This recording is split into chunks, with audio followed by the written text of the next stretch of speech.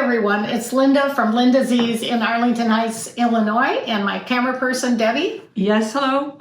And today we are here to do some really serious sewing. And it's going to be quick, it's going to be easy, and hopefully it's really going to mean a lot to our people in our community. So what we have decided to do, I know many of you have asked over and over for masks, and I really felt that so many of you have asked for it that it's time for us to really do it. I know it's all over the internet, there's lots of people, but we can't have enough right now.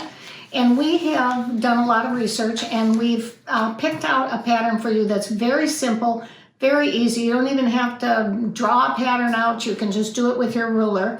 And then what we want you to do with this is to send it to us at our, you're going to fill out a form, and it'll be on our website. It's called Linda, LINDAZS.com/help, HELP. We want to make sure that we track what's going on. We know how many masks.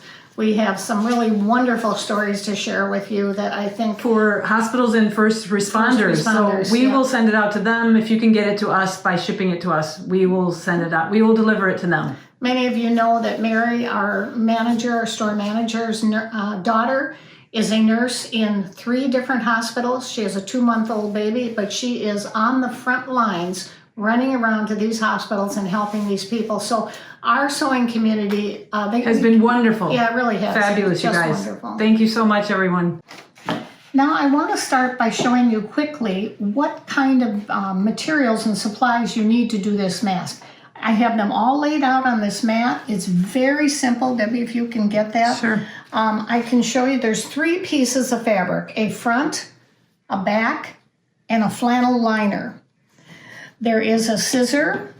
There are 2 pieces of elastic. We happen to find some orange that we have in our stash. I think we are... That's from By Annie. Right? By Annie's for making bags. If you have that elastic, that'll work just great. Right, and we cut it in half, and it will be just fine for that.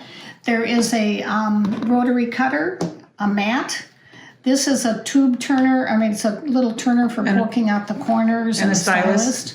Of course, your Zirkle with your clips. The clips are very, and I do have a couple pins because occasionally you might want that. This is the finished mask. You can see it's already got the elastic on it. It's got a front and a back. This is a fairly good sized one for somebody that's got a larger head. The regular size of these pieces, you're just going to use this ruler, and I love the Kate England or the Nifty Notions, or I guess they're called something else today. The sizes, go ahead and say the sizes. And the sizes of each piece is a 6x9. This, and this. 6x9. And how long are the elastic pieces? The elastic pieces are between 5 to 6 inches, depending on the elastic. This is quite a stretchy elastic, so I made it 5 inches.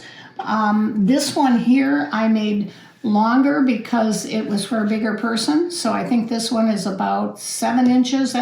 I wouldn't go any larger than 7 inches. And if your elastic is very tight, 6 inches would be your normal. We're going to take the top piece, put it over the flannel.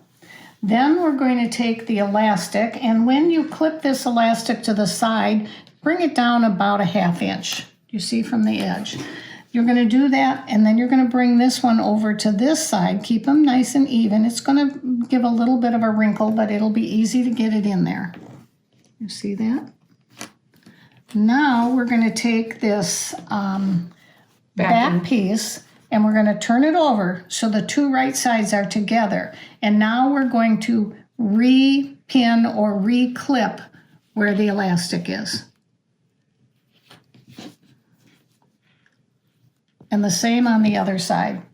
Now we're at the machine ready to sew. I'm starting with the seam about 2/3 of the way down the long seam of the mask. And the reason I'm doing that, I want to leave a little opening on this longer area so that's how I'm going to turn it inside out.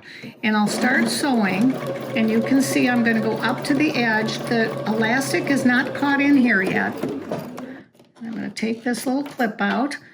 I've started sewing 2/3 of the way up the long seam I'm going to leave a little opening here when we come around. I won't go to the edge because I want to pull it through, turn it inside out this way. Now I'm up to the corner. You can see where I'm at. I'm going to put my foot down, and I want you to be able to see, I kept this elastic out here so you can see that I'm not stitching on it yet. But once I turn the foot, and you can see that elastic, then I will go ahead and catch the elastic in the seam. And that's what I will do all the way down. All the way around. All the way around. Now you can see all the seams have been sewn all the way around on the back side. Except for the opening there. Right, and so there I'm going to see that little opening. I'm going to take that and I'm going to turn it right side out. Real easy to get through that little pocket. This is Tula. Tula Pink's fabric. Yeah, it's beautiful. Homemade. It's her new fabric that just came in. And then what's really cool about this is that this stylist, you can go in either way, whichever way you want to poke through. You just want to go through the whole hole, but that way you can really get into the corner and get this nice smooth mask. Okay, and you can see, as we're going through, I'll poke that out in a minute. But now what we're going to do, here's the mask, and here's the thing. Now I'm going to give this a good little press, real quick. And then I'm going to make the little pleats on here, sew all the way around, and it will be finished. It will be finished. Okay, Yeah. well, we're gonna come back in a minute. So the one thing we forgot to show you is before you turn the right sides out, you want to trim the corners just to right above the stitching. You don't want to cut through the stitching because otherwise it'll not work when you turn it the right side out. So all four corners need to be trimmed that way very quickly. Thank you. So now once I press this, I take and I try to make 3 pleats in this. I've done this side, then this side. You can see how I've just made a little pleat on the back. I'm not even measuring this because, quite frankly, you're going to make a lot of these and we're not going to be that accurate. So don't worry, this is not quilting that you're doing here. This is making some quick masks. And making some differences in people's lives. Right. So you can see I like to do the top pleat first when they're this small, and then the bottom pleat, and then the middle one I do the third way. Then I take the iron and I just give it a nice press so it's easier to go through the machine. Then I'll show you, we're going to stitch all the way Both around sides? the... Both sides? Yep, both sides, all 4 Press. sides. Yeah, press both sides. And then what it will do, this opening will be closed with a stitch. So I'll make that stitch and then we'll show you what it looks like. So here we are at the machine. Now we're going to do the top stitch all the way around the outside of the front side of the mask. Because there are 2 colors in this mask, you can see what's really wonderful about this. You will be able to, can you get it in there, Debbie, to really see it close? Yeah. And I have a knee lift lever here that'll bring it down. And see how it's bringing it down? And then I'll sew all the way around to the corner. I like to do a little bit over the elastic, and then I'll close up this piece at the end, and I'll be finished. Okay. Here is the final finished Mask. product, finished mask. Yep, we're really thrilled, you guys. Use up your stash. It's a great way for you to find all kinds of things. If you don't have any elastic at home, how about rubber bands? And you know what one lady told me she was using? The scrunchies from her ponytail. So we need... Or elastic for hair, ponytails as well. We really need a lot of these. Happy sewing, and we'll see you tomorrow. Thanks, everyone.